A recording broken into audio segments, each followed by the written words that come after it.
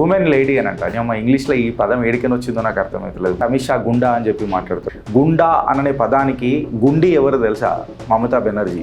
నువ్వు ఓడిపోతున్నావు కాబట్టి ఇట్లాంటి ధమ్కీ మాటలు నువ్వు ఇచ్చే ప్రయత్నం చేస్తున్నావు. రక్షక బలగాల చేతులు ఉంటుంది, అందులో సిఆర్పిఎఫ్ జవాన్లు పైరా కాస్తున్నారు. అంత తేలిగ్గా కాదు, వాళ్ళ చేతుల నుంచి నక్సలైట్లే తప్పించుకోలేదు.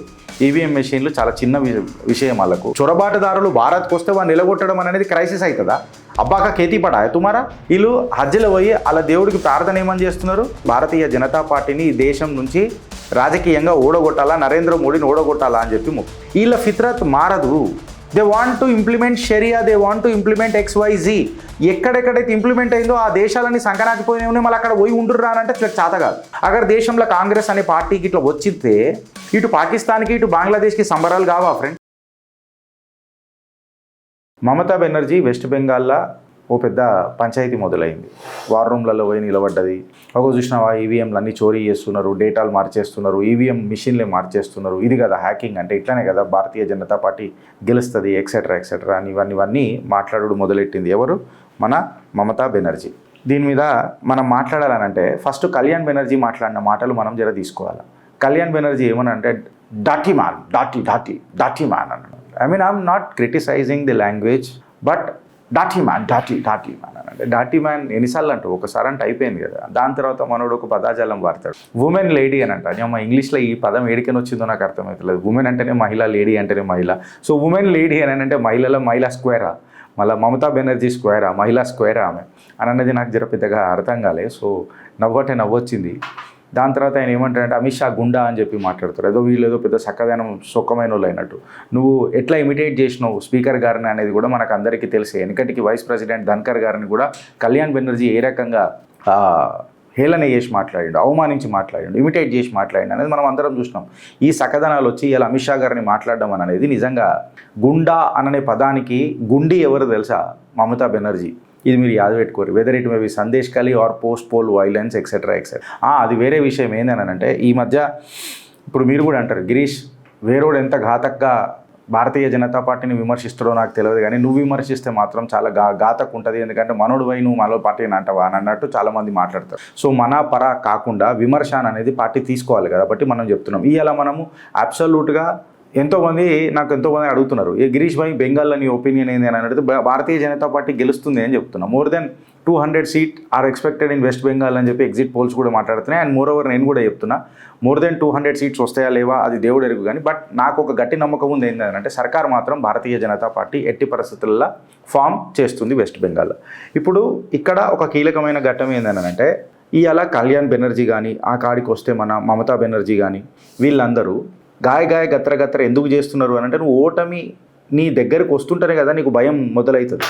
అప్పుడే కదా నువ్వు మొదలెడతావు, ఏదో ఇష్టం వచ్చినట్టు ఉరులుడు మొదలెడతావు. అయితే కళ్యాణ్ బెనర్జీ ఉరులుడు కానీ ఇప్పుడు కళ్యాణ్ బెనర్జీ మాట్లాడిన మాటలు నాకు ఏమనిపించింది అంటే ఇష్టం వచ్చినట్టు సీదా అమిత్ షా గారిని అయితే నేను అది చేసేస్తా కులేం ధమ్కీలు. మన పూణే వాళ్ళ కూడా దీని మీద గట్టిగానే మాట్లాడాడు. జబ్ ఆప్కా గ్రావిటీ ఉతరనా షురూ అవుతాయి తో ఆబ్వియస్లీ ఆప్కు లగ్తా హై కి ఆప్ హార్ రహే హో. నువ్వు ఓడిపోతున్నావు కాబట్టి ఇట్లాంటి ధమ్కీ మాటలు నువ్వు ఇచ్చే ప్రయత్నం చేస్తున్నావు. ఫ్యాక్ట్ ఏందనంటే నేను పోస్ట్ పోల్ వైలెన్స్ వెనకటికి జరిగిన బెంగాల్లో జరిగిన ఘటనలు కూడా వాళ్ళందరూ యాద్ చేసి మరీ పబ్లిక్కి గుర్తు చేస్తున్నారు. ఎవరు? టీఎంసీ వాళ్ళు. లాస్ట్ టైం మీకు గుర్తుంది కదా కేలో హోబే ఎట్లున్నదో, ఈసారి ఇంకా భయంకరం చేస్తామని చెప్పి చెప్తున్నారు. అంటే first of all last time ఇట్లాంటి పెద్ద మాటలు ఏం రాలేదు. They were confident last time ఖచ్చితంగా టీఎంసీ గెలుస్తుంది అని ఒక నమ్మకం వాళ్ళకుంటే గెలిచింది. బట్ ఈసారి వాళ్ళు రోడ్ల మీదకి వచ్చి ప్రదర్శన చేస్తున్నారు. ప్లస్ ఇంకొకటి అమిత్ షా గారు కూడా క్లియర్ కట్గా చెప్పారు, రక్షక బలగాలు ఎలక్షన్ అయిన తర్వాత కూడా వెస్ట్ బెంగాల్ ఉంటాయి, కొన్ని డంకెపే చోట మైకలాల్ గారు వచ్చి కూడా ఏం మాట్లాడుతాడు అనేది మనం చూద్దాం అని చెప్పి వాళ్ళు గట్టిగా హెచ్చరిక జారీ చేశారు. కళ్యాణ్ బెనర్జీ మాటల దగ్గర కూడా తీసి మనం చూస్తే మనకి ఏమనిపిస్తుంది అని అంటే, మువా మిత్రా ఎప్పుడైతే ఆమె కవిత్వాలే రాసుడు మొదలెట్టింది కంప్లీట్గా, అంటే ర్యాప్ సాంగ్ అని అంటాం కదా మనం, ర్యాప్ సాంగులు రాసుడు మొదలెట్టింది. ఇప్పుడు కళ్యాణ్ బెనర్జీకి మువా మిత్రాకు కాంపిటీషన్ అవుతున్నదట. ఎట్లా అంటే బిడ్డ నువ్వు మళ్ళా నేను కళ్యాణ్ బెనర్జీ అనే వ్యక్తిని మువా మిత్రా కంటే ఎక్కువ తిడతా చూడు మమతా బెనర్జీ, నీ లాయాలిటీ నాకే ఎక్కువ ఉన్నది, నీ మీద లాయాలిటీ నాకే ఎక్కువ ఉన్నది, వేరేళ్ళకి పెద్దగా ఏం లేదు అని అన్నట్టు ప్రూవ్ చేసుకునే ప్రయత్నం చేస్తున్నాను.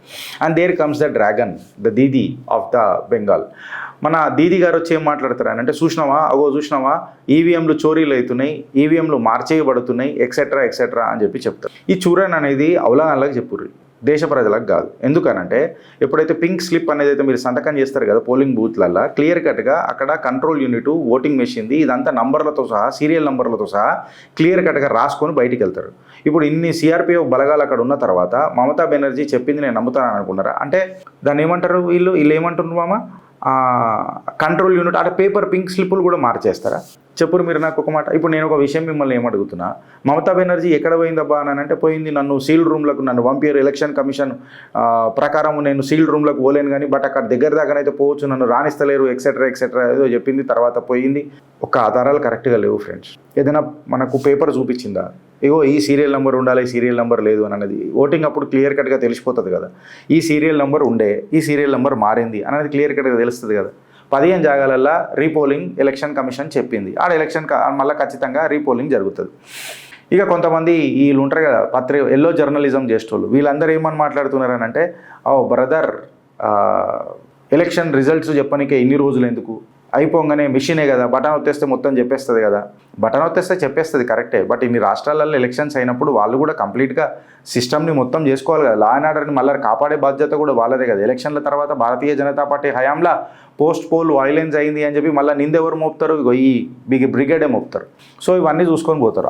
నేనేమంటా అంటే అస్సాంలో ఎలక్షన్ ఆల్రెడీ అయిపోయింది, రిజల్ట్ చేసేవచ్చు గిరీష్ కదా అని చెప్పి మాట్లాడితే అక్కడ already declared election, Bharatiya Janata party ఘన విజయమే అవుతున్నది. ఈవీఎంలు ఓపెన్ చేయాల్సిన అవసరం కూడా లేదు, పబ్లిక్ పల్స్ క్లియర్ కట్టుకున్నది ఆడ భారతీయ జనతా పార్టీ గెలుస్తున్నది అని.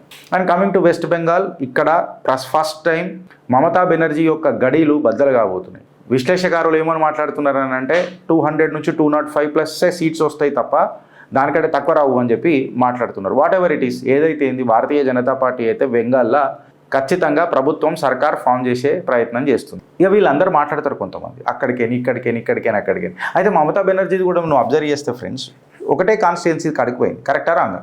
10 కాన్స్టిట్యున్సీలకు పోయిందా? సరే 10 కాన్స్టిట్యున్సీలలో ఈవీఎంల దగ్గర ఏదైనా పంచాయతీ జరుగుతున్నది, ఇట్లా జరుగుతున్నది, అట్లా జరుగుతున్నది అని అంటే కొంచెమన్నా నమ్మేటట్టు ఆస్కారం ఉంటుంది. ఒకటే కాన్స్టిట్యున్సీలో అది కూడా ఒకటే పోలింగ్ బూత్, 2 పోలింగ్ బూత్ల దగ్గరకు పోయి లొల్లి చేసారు. మళ్ళీ ఇప్పుడు వెనకటికి మొన్ననో ఎప్పుడో మేమే చిత్రగుప్తుల ఆటోలో ఈవీఎం మెషిన్లు తీసుకోబోతుంటే ఒక పోలింగ్ ఆఫీసర్ పట్టుడు పోయారు. దాని తర్వాత కొంతమంది ఏం చెప్తారంటే ఒక ఈవీఎంలు బదలాంచేస్తుంది టీఎంసీ అని అంటారు. అవన్నీ ఫేక్ న్యూస్లు ఉంటాయి, అట్లాంటివన్నీ మీరు ఏం పట్టించుకోవద్దు. రక్షక బలగాల చేతులు ఉంటుంది, అందులో సిఆర్పిఎఫ్ జవాన్లు పైరా కాస్తున్నారు, అంత తేలిగ్గా కాదు. వాళ్ళ చేతుల నుంచి నక్సలైట్లే తప్పించుకోలేదు. ఈవీఎం మెషిన్లు చాలా చిన్న విషయం, వాళ్ళకు అంత ఏం కాదు. అండ్ మోరోవర్ మీరు జర లాజిక్ గుండుర్రి, ఇట్లాంటివి ఏమి జరిగాయి రూమర్స్ అనేది అసలే స్ప్రెడ్ చేయకుండా ఖచ్చితంగా దీని మీద ఒక యాక్షన్ తీసుకుంటుంది. ఎవరు?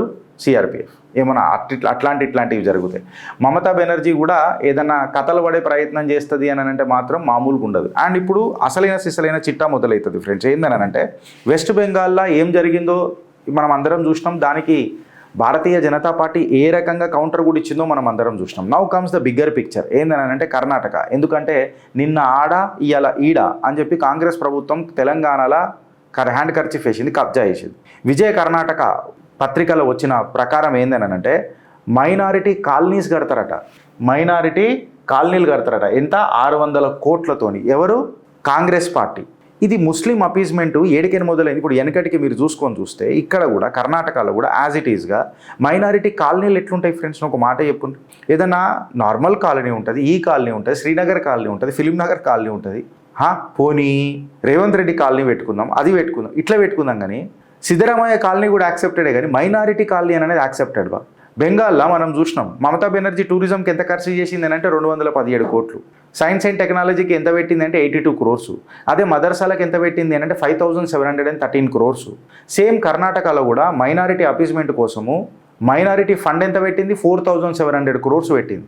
బెంగాల్కి కర్ణాటకకు పెద్ద తేడా ఏం లేదు. కాకపోతే ఇక్కడ కాంగ్రెస్ ఉన్నది, ఆడ ఇండి కూటమి టీఎంసీ ఉన్నది. ఇద్దరు లక్ష్యాలు ఒకటే, మైనారిటీ అపీజ్మెంట్. మైనారిటీ కాలనీ పేరు మీద 600 కోట్లు మీరు యాక్సెప్ట్ చేస్తారా? మీ ఫస్ట్ ప్రశ్న. నా ఫస్ట్ ప్రశ్న. సెకండ్ ఏందని అంటే ఫ్రెండ్స్, మీరు ఒకసారి అర్థం చేసుకోండి. Bangladeshi MP Akhtar Hussain says exit poll showing BJP victory in West Bengal is the biggest worry of Bangladesh. వెస్ట్ బెంగాల్లో భారతీయ జనతా పార్టీ గెలుసుడు అని అనేది చాలా బిగ్గెస్ట్ ప్రాబ్లం అంట. ఎవరికి? బంగ్లాదేశ్కి. అంటే దేశ ద్రోహులు ఎవరు, ఇలా దేశ రక్షకులు ఎవరు అని అనేది మీరు అర్థం చేసుకోండి. నేను విమర్శిస్తా భారతీయ జనతా పార్టీని, తప్పు చేస్తే ఖచ్చితంగా విమర్శిస్తా. బట్ ఈ దేశానికి శ్రీరామ రక్ష భారతీయ జనతా పార్టీ అని చెప్తా ఇప్పుడున్న పరిస్థితుల్లో. నువ్వు ఎవరికి సపోర్ట్ చేస్తావు గిరీష్ అని అంటే నేను ఖచ్చితంగా ఎవరికి సపోర్ట్ చేస్తానన్నది కూడా డంకేపే చోటు నేను కులేం చెప్పిన. ఇలా మీడియాలలో పెద్దగా నేను అన్బయాస్డ్ ఉంటా, న్యూట్రల్ ఉంటా, ఇవన్నీ ఏం లేవు. ఇవన్నీ బంకచెక్క మాషపత్రి మాటలు అని అంటారు. ఇవన్నిట్లకు అంకెల పొట్టు ఏముండదు. ఇలా ప్రతి ఒక్కడు ఏదో ఒక లైన్ తీసుకొని ఉంటాడు. నేను నా లైన్ ఆల్రెడీ తీసుకున్నా. ఆమె right winger cutter batch Hindu అని చెప్పినాం. ఇప్పుడు బంగ్లాదేశ్ వాడికి ఎందుకు వరి అవుతుందంట వెస్ట్ బెంగాల్లో చొరబాటుదారులు బంద్ అవుతారని. లేదా మమతా బెనర్జీ వెనకటికి ఆర్జే కార్ విక్టిమ్ హాస్పిటల్ వచ్చినప్పుడు పంచాయతీ ఇక్కడి నుంచి గిరంజులు కూడా బంగ్లాదేశ్ పంపి బంగ్లాదేశ్లో ఉన్న ప్రజలకు అడ్డమైన రోగాలకు కారణమైన అది బయటకు వస్తలేదు, ఎక్స్పోజ్ అవుతలేదు. పెద్ద పెద్ద టనళ్ళు కనిపించినాయి ఇప్పటిదాకా. భారతీయ జనతా పార్టీ ఇంట్లో సిమెంట్ పెడుతుంది, లేకపోతే నీళ్లు పెడుతుంది ఇజ్రాయెల్ పెట్టినట్టు. అది చూడు ఎట్లా చెప్తున్నాడు. నేను అది పెడదామని అనుకున్నా కానీ బంగ్లాదేశ్లో బెంగాలీలో మాట్లాడింది కాబట్టి నేను పెట్టలే. If BJP wins illegal Bangladesh will be thrown out of Bangladesh creating a crisis for them అంట. What kind of a crisis you idiot? వాడిని అడుగుతున్న బంగ్లాదేశ్ పార్లమెంటేరియన్ అడుగుతున్న. చొరబాటుదారులు భారత్కి వస్తే వాడిని నిలగొట్టడం అనేది క్రైసిస్ అవుతుందా? అబ్బాక కేతీ పడా తుమారా టెక్కే లగానే గెలే ఇద్దరు. నువ్వు అడిగిన చొరబాటుదారు లెక్క భారత్కి వస్తావు, నిన్ను నేను పెంచి పోషించాలా నా ట్యాక్స్ పేర్ పైసలలో? దీనికి మద్దతు ఎవరు తెలుపుతారు మీకు తెలుసు. ఏ పార్టీలు తెలుపుతాయి మీకు తెలుసు. ఇవాళ మైనారిటీ కాలనీలు ఎవరు పెడుతున్నారు మీకు తెలుసు. ఇప్పుడు సెక్యులర్ వాదులు ఎవరు మీకు తెలుసు. ఇది సెక్యులరిజమా? మైనారిటీ కాలనీ అనేది సెక్యులరిజమా? ఆ మైనారిటీలలో మళ్ళా మెజారిటీ ఉన్న ముస్లింలకే కదా బెనిఫిట్ అయింది. ముస్లిం అపీజ్మెంటే కదా జరిగింది. డంకేపే చోటు మైనారిటీ అనే వర్డ్ తీసేద్దాం. It is absolutely something called as Muslim appeasement. ఎందుకంటే మైనారిటీలు పార్సీలు కూడా ఉన్నారు, మైనారిటీలు జైన్లు కూడా ఉన్నారు. వాళ్ళ వల్ల దేశ ఆర్థిక వ్యవస్థ మెరుగుపడుతున్నది, వీళ్ళ వల్ల సబ్సిడీలు పెరుగుతున్నాయి. ఇది ఫ్యాక్టు.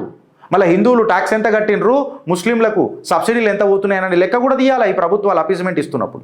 అబ్సల్యూట్గా బెంగాల్ ఏదైతే రకంగా పోతున్నదో కర్ణాటక కూడా పోతున్నది. ఎందుకంటే పక్క కేరళ కూడా ఉన్నది వాళ్ళకి మద్దతు తెలపనికి. చుట్టుపక్కన ఇటు తమిళనాడు కూడా ఉన్నది. కేరళ, తమిళనాడు అండ్ కర్ణాటక ఈ 3 కూటమిలు కలిసి దక్షిణాన విజృంభణ మొదలెడుతున్నారు. ఈడ మన తెలంగాణలో అయితే డైరెక్ట్ ముఖ్యమంత్రి చెప్పాడేసిండ కాంగ్రెస్ అంటే ముస్లిం అంటే కాంగ్రెస్. ఇంకా హైలైట్ చూడుర్రి మీరు. ఇప్పుడు మీరు హైలైట్ చూడుర్రి.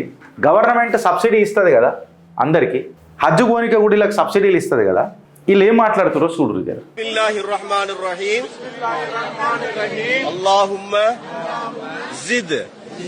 هذا البيت تشريفا وتعليما وتكريما ومحابة وزد من شرفه وعلمه ممن حجه أو يعتمره تشريفا وتعليما وتكريما وبرا.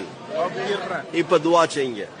நம்மளுடைய நாட்டினுடைய நிலைமை சீராகிறதுக்காக வேண்டி துவா செய்யுங்க. குறிப்பா ஆர்எஸ்எஸ் கட்சி முற்றிலுமாக ஒளிந்து விட வேண்டும், பிஜேபி வெற்றி பெறக்கூடாதுன்னு சொல்லி குறிப்பாக அல்லாஹ்விடத்தில் துவா செய்யுங்க.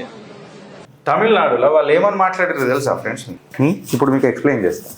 ఇది నేను మాట్లాడలే, ఇది సోషల్ మీడియాలో వచ్చిన కథనమే ముంగడికి తీసుకొని వచ్చిన. ఎక్కడొచ్చింది సోషల్ మీడియాలో ఇది పెన్నేది? సోషల్ మీడియాలో ఎక్కడొచ్చింది ఫ్రెండ్స్? తత్వం అసి అనే దాంట్లల్లో గవర్నమెంట్ అనేది సబ్సిడీలు ఇస్తుంది. గవర్నమెంటు సబ్సిడీలు ఇస్తుంది ఎవరికి? ఇగో ఈ ముస్లిం మైనారిటీ కాదు ముస్లింలను హజ్కు పంపనీకే సబ్సిడీలు ఇస్తుంది. వీళ్ళు హజ్లో పోయి అలా దేవుడికి ప్రార్థన ఏమని చేస్తున్నారు? తమిళ్ ముస్లిమ్స్ ఏమని ప్రే చేస్తున్నారు? ఎట్టి పరిస్థితులలో దేవుడా మాకు భారతీయ జనతా పార్టీని ఈ ఆర్ఎస్ఎస్ నుంచి విముక్తి కల్పించి భారతీయ జనతా పార్టీని ఈ దేశం నుంచి రాజకీయంగా ఓడగొట్టాలా, నరేంద్ర మోడీని ఓడగొట్టాలా అని చెప్పి మొక్కు. ఇప్పుడు నాకు గీడనే మంటలేస్తుంది భారతీయ జనతా పార్టీ. నువ్వు సబ్సిడీలు ఇస్తావు, నువ్వు అది చేస్తావు, ఇది చేస్తావు, ఇచ్చిన తర్వాత వీళ్ళు ఏం దువా కొడుతున్నారు దేవునితోని? భారతీయ జనతా పార్టీ ఓడిపోవాలని కోరుతున్నారు. వీళ్ళ ఫిత్రత్ మారదు. నువ్వు నీ ఆలోచన శక్తి మారకపోతే మారదు. నువ్వు తింటావు ప్రభుత్వం పైసా, ప్రభుత్వానికి ఖిలాఫ్ మాట్లాడుతావు. మళ్ళీ వీళ్ళకి ఏం కావాలి అనేది వీళ్ళకి క్లారిటీ ఉంటుంది అన్నది. They don't know what they don't know. That is the main problem. They want to implement sharia, they want to implement XYZ. ఎక్కడెక్కడైతే ఇంప్లిమెంట్ అయిందో ఆ దేశాలని సంకనాకిపోయినా ఉన్నాయి. మళ్ళీ అక్కడ పోయి ఉంటుర్రా అంటే చేత కాదు. ప్రభుత్వాలు వీళ్ళకు సపోర్ట్ చేసి మాట్లాడితే చూడండి, అక్కడ బంగ్లాదేశ్లో కూర్చున్నోడికి బీజేపీ వస్తున్నది అని అంటే ఆడికి నా దేశానికి వరి అని చెప్పి మాట్లాడుతున్నాడు. మళ్ళీ ఈ దేశంలో మనం ఉన్నప్పుడు అది సంతోషపడాలనా కాదా? ఎవరికి ఏ పార్టీ వల్ల లాభం అనేది ఒకసారి మీరు ఆలోచించుర్రి. అగర్ దేశంలో కాంగ్రెస్ అనే పార్టీకి ఇట్లా వచ్చితే ఇటు పాకిస్తాన్కి ఇటు బంగ్లాదేశ్కి సంబరాలు కావా ఫ్రెండ్స్? ఇవాళ వీళ్ళు హజ్లో పోయి ఏమని మాట్లాడుతున్నారు? ప్రభుత్వ పైసా దీని అని అనేది నువ్వు ఆలోచించు. అబ్సల్యూట్ డేటా మాట్లాడుతుంది చిత్రగుప్త్. డేటా తప్ప ఇంకేది మాట్లాడదు. ఎందుకంటే దేవుణ్ణి నమ్ముతాం, మీ నమ్మకాన్ని నమ్ముతాం, ఆ తర్వాత నిజంగా చెప్పాలనంటే డేటాని నమ్ముతాం. భారత్ మాతాకి జై. ఇది నచ్చితే ఒక నలుగురికి షేర్ చేసి మీ అమూల్యమైన అభిప్రాయాన్ని కామెంట్ రూపంలో షేర్ చేయండి. దేశం చాలా క్రాస్ రోడ్స్లలో ఉన్నది. నువ్వు సైనికుడివి కావాలా. And you are the crusader of Naya Bharat. Bharat మాతాకి జై.